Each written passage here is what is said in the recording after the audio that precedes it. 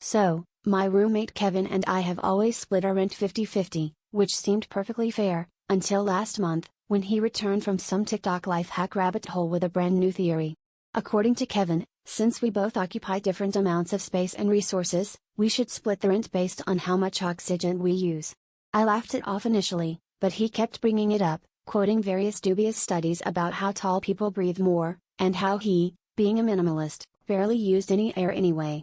I started to get suspicious when he swapped his queen-sized bed for a yoga mat and began eating only raw celery, claiming it reduces carbon emissions. Things got weirder when I started hearing splashing noises from the bathroom at odd hours.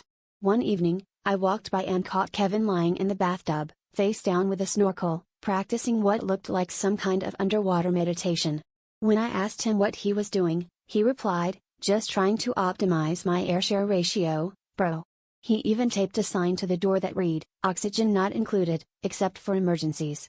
I figured he was just messing with me, but he started timing my showers, tracking my size, and once, when I yawned, he glared at me like I'd just stolen his Wi-Fi. This all came to a head when the landlord dropped by for a routine inspection.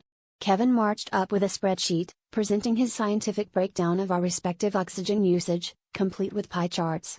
He'd even calculated that I owed an extra $17.43 per month because I talk in my sleep. The landlord stared at him, then at me, probably trying to figure out if he'd stumbled into some sort of performance art collective. Meanwhile, Kevin handed me a bill for excess respiratory activity and offered to sell me an emissions offset in the form of a potted fern he'd been hiding in his closet.